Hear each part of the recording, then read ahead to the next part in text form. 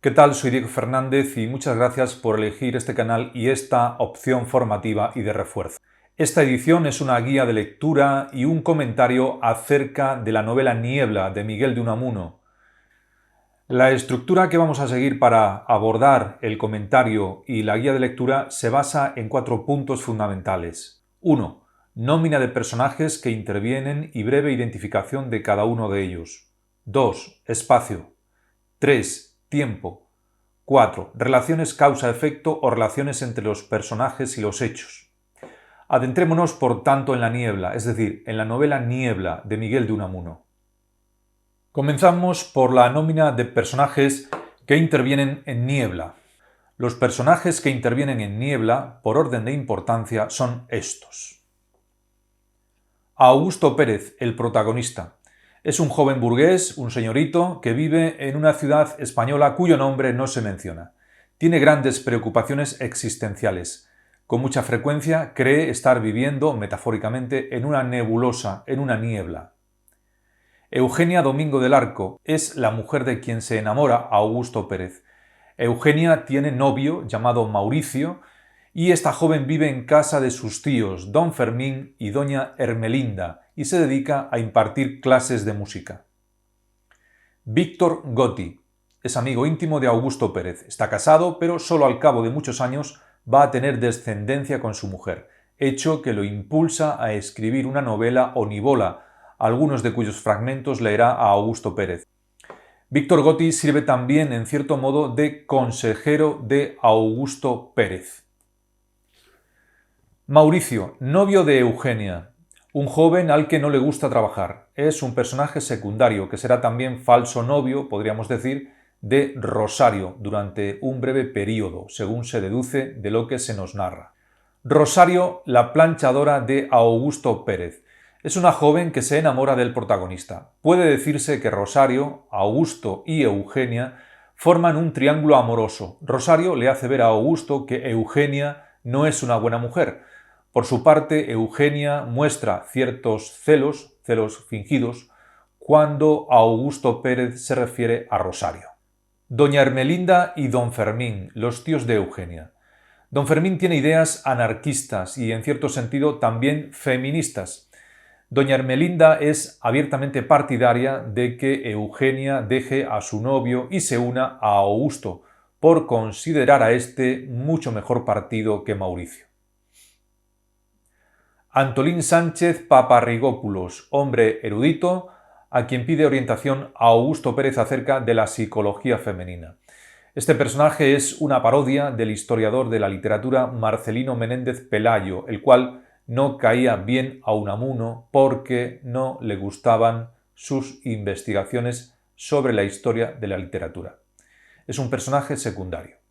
El propio Unamuno, que es el autor de la novela, es el siguiente personaje. En la medida en que Unamuno está dentro de la narración, debe considerarse personaje, independientemente de que el nombre y la dedicación profesional coincidan totalmente con el Miguel de Unamuno de la realidad. Es el que personifica el papel de demiurgo, de hacedor, de Dios en el sentido general, y es el que maneja a sus criaturas, a sus personajes, particularmente a Augusto Pérez.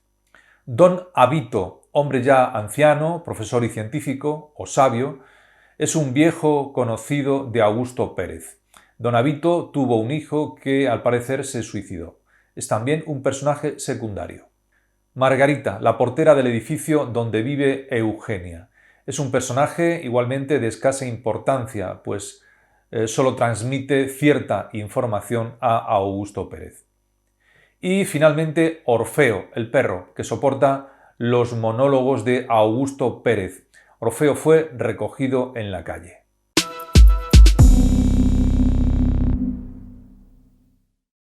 En Niebla, el espacio no es importante, no tiene una función determinante en la acción de la novela. Aún así, diremos que los espacios que aparecen en la obra son la casa de Augusto Pérez, la casa de Eugenia, situada concretamente en la avenida de la Alameda número 58, la casa o el despacho de Unamuno, la calle de la ciudad donde viven Augusto Pérez y el resto de personajes, salvo Miguel de Unamuno, y alguna plaza sin nombre por donde pasea el protagonista. Además de la iglesia de San Martín concretamente, según se menciona en la novela, donde se encuentra Augusto Pérez con Don Avito. No hay que olvidar que Augusto Pérez y el resto de personajes viven fuera de la ciudad donde reside Unamuno, que es Salamanca, y que en determinado momento, en el capítulo 31, Augusto Pérez viaja hasta Salamanca para visitar al autor de Niebla. El tiempo. Tampoco el tiempo tiene relevancia alguna en la obra, porque lo importante son las ideas que se expresan. El tiempo no interesa a Unamuno. El tiempo del calendario y de las fechas. Da igual en qué tiempo o en qué época se sitúa la acción de la novela. Ahora bien, es evidente que la acción se sitúa en algún año de la vida de Unamuno, del Unamuno ya conocido y de prestigio, es decir, entre 1895, que es cuando empieza a publicar artículos en la prensa, y 1907, que fue cuando se escribió Niebla. Si consideramos que Unamuno no es un personaje de novela, como los demás, sino una persona real. No olvidemos que Augusto Pérez va a visitar al autor y se refiere a él como un autor de prestigio, muy conocido en España, y del que Augusto Pérez ha oído o ha leído algo.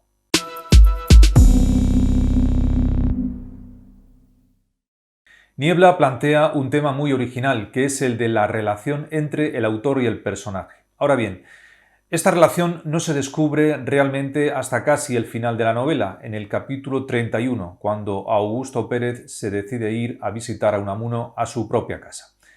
La acción de la novela, como todas las de Miguel de Unamuno, es mínima, apenas existe. Se podría resumir diciendo que trata de un personaje protagonista que se llama Augusto Pérez, que se enamora de una joven pianista, Eugenia, que no le corresponde con su amor.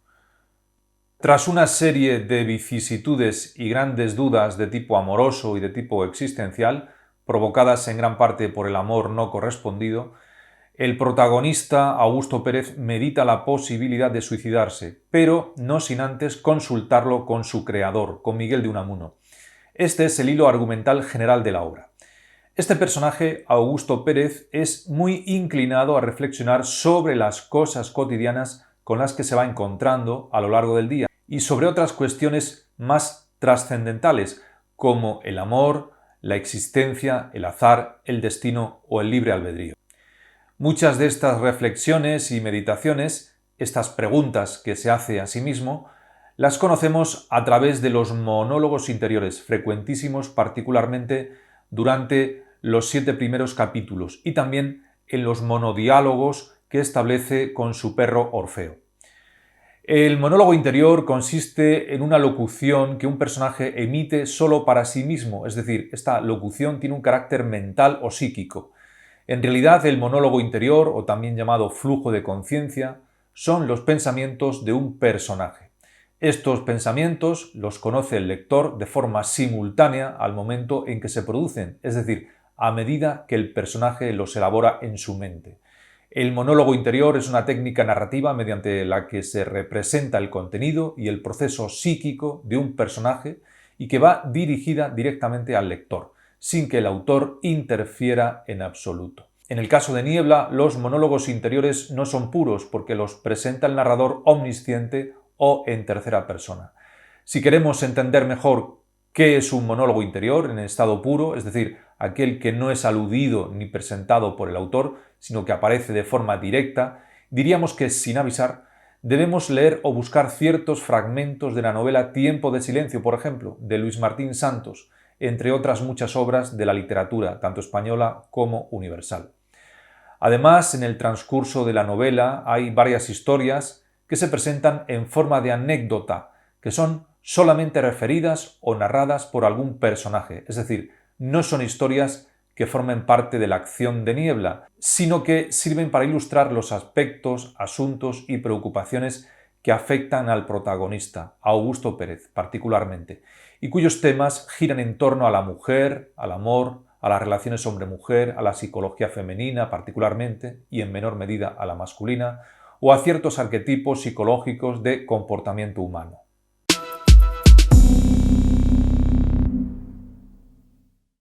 Augusto Pérez se enamora de Eugenia al verla pasar por delante de él cuando sale a dar un paseo. Averigua siguiéndola dónde vive y en poco tiempo consigue entrar en su casa aprovechando la circunstancia de que a su tía se le ha caído al suelo la jaula del canario, que Augusto ve desde la calle, puesto que muy atraído por Eugenia ha empezado a rondar la casa de la joven pianista.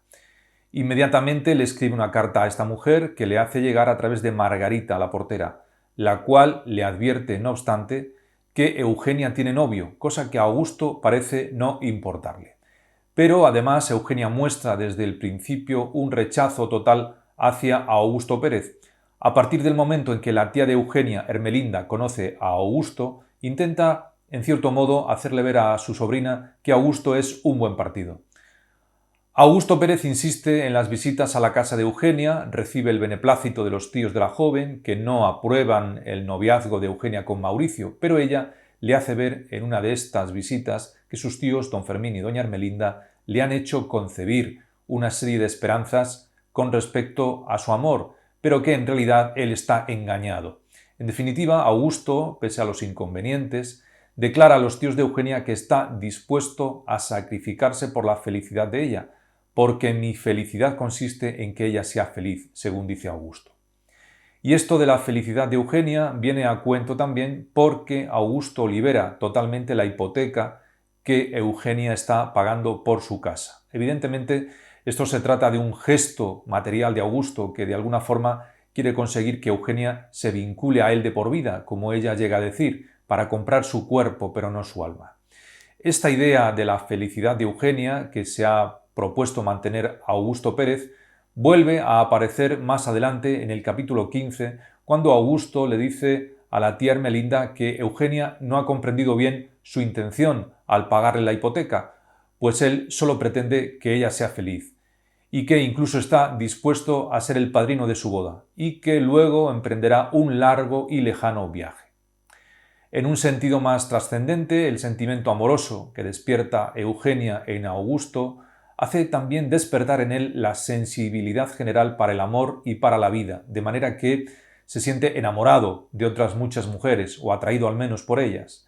Todas le parecen magníficas y así se lo hace ver a su amigo Víctor Gotti, que le dice: «Tú estabas enamorado, sin saberlo, por supuesto, de la mujer, del abstracto, no de esta ni de aquella.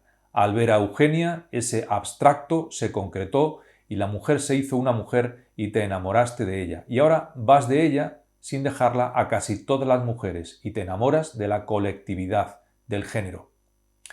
En fin, no obstante todo esto y pese al rechazo que muestra siempre hacia Augusto, Eugenia vuelve finalmente y le hace ver a Augusto Pérez que está dispuesta a casarse con él. Evidentemente esto es una decisión tramposa que procede de la trama que ha elaborado junto con su novio, Mauricio, y que consiste en sacar provecho personal y económico de Augusto Pérez, que tiene una magnífica posición social. Por tanto, le dice a Augusto que ella ha olvidado a Mauricio y que éste se ha hecho novio de una tal Rosario. Esta alusión al noviazgo entre Mauricio y Rosario forma parte también de la trama de engaño y burla que han organizado Eugenia y Mauricio, con el fin de reírse y sacar provecho de Augusto, cosa que ya se anunciaba en el capítulo 16 en el que conversan Eugenia y su novio. A raíz de esta trama, de este engaño, Eugenia acepta engañosamente casarse con Augusto en el capítulo 26, pero 3 días antes de la boda ella le envía una carta a Augusto, una carta bastante cruel, muy directa y clara, en la que le explica su decisión y las razones de haberla tomado. Ha huido con Mauricio hacia el pueblo donde Augusto le ha buscado un empleo, y allí vivirán con cierto desahogo gracias también a las rentas de ella. Augusto Rosario.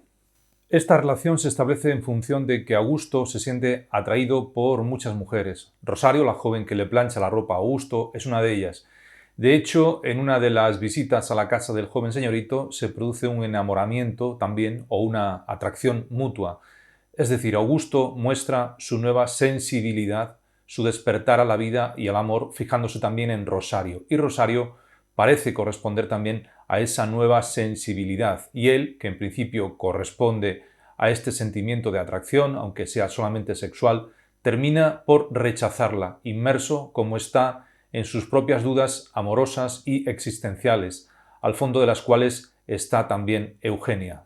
No obstante, esta muchacha planchadora es el tercer vértice del triángulo amoroso, podríamos decirlo así, Augusto, Eugenia, Rosario, y sirve, en cierto modo, de contrapunto a la atracción que Augusto siente por Eugenia, puesto que Rosario le llega a insinuar a Augusto que Eugenia no tiene buenas intenciones. Este triángulo amoroso se retuerce de algún modo, aunque esto es muy secundario, cuando Mauricio, haciendo ver que Eugenia y él se han separado, se hace novio de Rosario. Digo que son aspectos muy secundarios que apenas se desarrollan en la novela, puesto que solo quedan mencionados, pero con respecto a Augusto son situaciones que contribuyen a las dudas y desequilibrios existenciales del protagonista.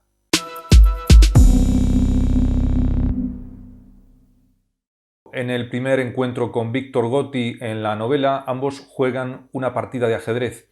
Esta partida le hace reflexionar a Augusto sobre el ser humano en el sentido de que las personas somos como piezas de ajedrez dirigidas por una mano poderosa. En función del juego del ajedrez, Augusto se pregunta, por ejemplo, si la vida es un juego o no lo es, y expresa que sería deseable que el ser humano pudiese regresar y dar marcha atrás a sus decisiones, tal y como sucede en el ajedrez, que se puede devolver la pieza a su posición anterior en el caso de que el jugador compruebe un error en su movimiento o una mejor opción. Claro está, si no se siguen las normas profesionales. Otra de las conversaciones con Víctor Gotti gira en torno al sentimiento de la paternidad y a lo que la noticia de esta paternidad suscita en él. El matrimonio de Víctor Gotti, de alguna forma, se desestabiliza, puesto que ya se ha acostumbrado durante muchos años a vivir sin hijos, de forma que a la criatura la llaman el intruso. Otro de los temas que surgen en la conversación con Víctor Gotti es el de la figura de la madre. Para Víctor Gotti, el hecho de haberse casado significó volver a tener madre, según él. De manera que Augusto, ahora que está enamorado de Eugenia y se casará con ella, o eso cree, tendrá una madre de nuevo, según asegura su amigo Víctor Gotti. Estos últimos son temas freudianos, del psicoanálisis, o bien simplemente de origen psicológico, reflexivo o meditativo, muy propio de todos los personajes de la novela y de otras novelas de Unamuno, de otras nivolas, según hemos indicado.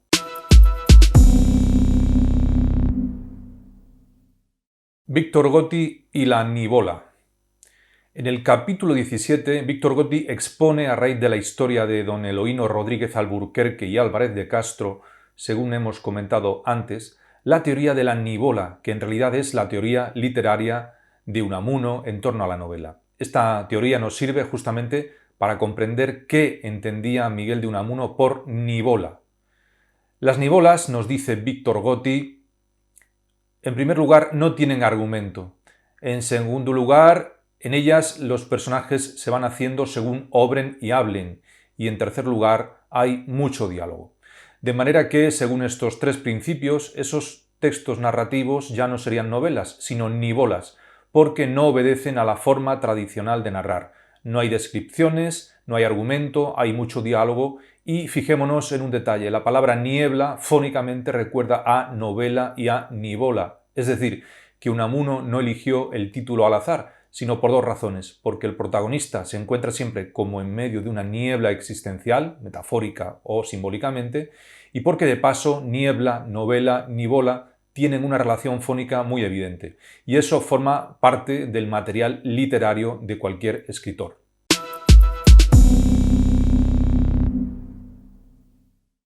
Augusto y Orfeo, su perro. Orfeo, el perro que Augusto encuentra en la calle y recoge en su casa, le sirve como apoyo en sus reflexiones y meditaciones. Particularmente en lo que se refiere a Eugenia, puesto que le confiesa sus sentimientos hacia ella, o confidencias sobre el amor, puesto que Eugenia no lo ama, según hemos dicho. Pero estos pensamientos expresados en voz alta son también de tipo existencial o filosófico. Le habla a Orfeo sobre las ideas de la fortuna, pero fortuna como sinónimo de destino. el azar, el destino o sobre si los seres humanos somos dueños o no de nuestra propia vida, la eternidad, el tiempo y esa niebla, ese sentimiento nebuloso que es para él su propia vida. Este sentimiento de vivir en una niebla constante pone de relieve la dualidad que siente Augusto en torno a la realidad. Para él existe otra realidad, otro mundo distinto al que vive, de manera que, dice, allá dentro, muy dentro, en las entrañas de las cosas, se rozan y friegan la corriente de este mundo con la contraria corriente del otro, y de este roce y friega viene el más triste y el más dulce de los dolores, el de vivir. Además, le transmite al perro sus pensamientos acerca de la incertidumbre sobre sí mismo, sobre su propia existencia. Muchas veces se me ha ocurrido pensar, Orfeo, que yo no soy, e iba por la calle antojándoseme que los demás no me veían, y otras veces he fantaseado que no me veían como me veía yo.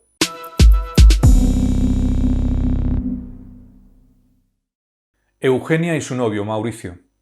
Mauricio es un joven al que no le gusta trabajar, pese a que Eugenia le insta constantemente a que busque trabajo. En este sentido, Mauricio, que no tiene interés ninguno en buscarse un oficio, muestra su permiso o su acuerdo para que Eugenia, fingiendo que ama a Augusto, obtenga de éste un provecho económico de por vida, de manera que eso les permita a los dos, a ella y a Mauricio, vivir sin trabajar, puesto que ella en realidad odia el piano y preferiría abandonar la música. Hacia el final de la novela, Mauricio acude efectivamente a Augusto para que éste le busque un empleo, cosa a la que Augusto accede gustosamente. Y todo ello permitirá que Eugenia, que se había prometido con Augusto y cuya boda está a punto de celebrarse, huya con Mauricio a un pueblo donde ambos vivirán gracias al empleo que le consiguió Augusto Pérez a Mauricio. Aunque al principio Eugenia se niega a lo que Mauricio le propone, terminará mostrando a Augusto un fingido interés amoroso, cuyo objetivo es el provecho personal y el interés económico. Augusto Pérez acepta este juego que establece Eugenia o cae en esa trampa, aunque también es cierto que él es consciente o casi consciente de que está sirviéndole de experimento a Eugenia.